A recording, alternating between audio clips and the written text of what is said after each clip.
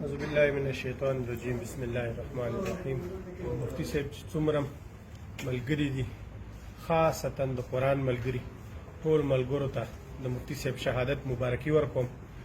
زما والد صاحب و، ستاسو روحاني پلار و، شهید شو، نن هغه زموږ په منځ کې نشته، خو د جنازې او د کفن او د دفن خلک خبرې کوي.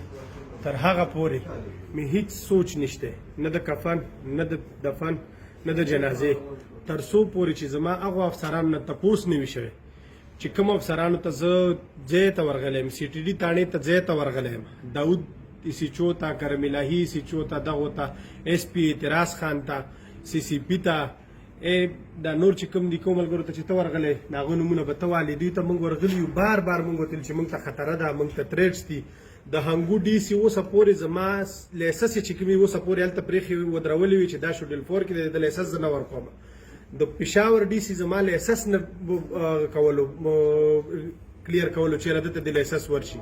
زه د پی سی ایل کې اچولی وم، تا زه په دې څلورو لاسونو ورته تړلی وم چې مه کوه دا سړی شهید شي، مه کوه دا سړی څوک د منځه ویسي. زه هیڅ قسمه هیڅ شي ته فلحال نه یم تیار. چې څومره مینوال ملګري دي ټولو ته مې دا خواست دی چې ټول راشئ، چې مفتي صاحب سره چا هم مینه وي، څوک هم په مفتي صاحب باندې ګوره تشه مینه نه چې سر پې ورکولی شي. هغه د مروتو غونې کوتکو نه، د ټوپکو نه چې کار وانلو، دا کار د ډوزو نه دی، دا کار د ډزو دی. قسم مې دې په خدای، ما خپل پلار لاړ ورکړلو، د لاسه مې ورکړلو، والله چې سبا ستاسو حال دی، والله چې دا حال سبا ستاسو دی، قسم په خدای علماو سبا ستاسو حال دی. سپي د سپو غوښې نه خوري، مولیانو تاسو د مولیانو غوښې خورئ.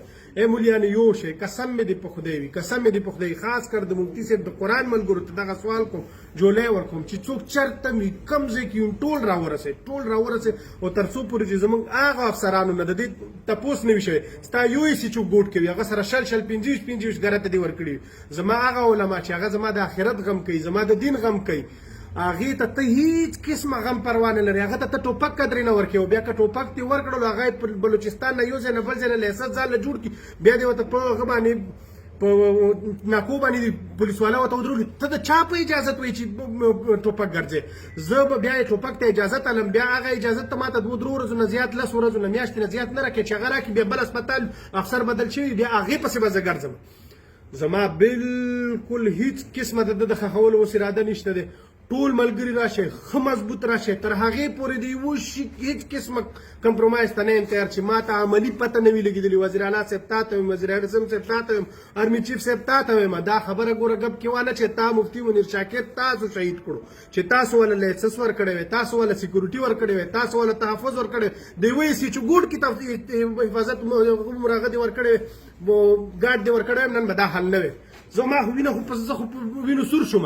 دا یاد ساتئ، دا خپله ککری یم د والله چې در باندې وخورم، تر څو پورې زما د والد صاحب غم دې نه وي کړی. تر هغې پورې د ملګري هېڅ قسمه زموږ د هغه ضرورت نشته د جنازې فی الحال، تر څو پورې زموږ د دې خبرې غم نه شي. ټول ملګري راشئ، څوک شپې راځي، څوک د ورځې راځي، ټول ځان راورسوئ. والسلام. باقاعده به بیا موږ د احتجاج دپاره چې کوم موږ د احتجاج ریکارډ کوو، د هغې دپاره بیا موږ ځای ټاکو، هغې دپاره تاسو ته موږ واپس بیا بل پیسې چې ویډیو هغه ځای ته به ټول ملګري راجمع کېږو. ډېره مهرباني.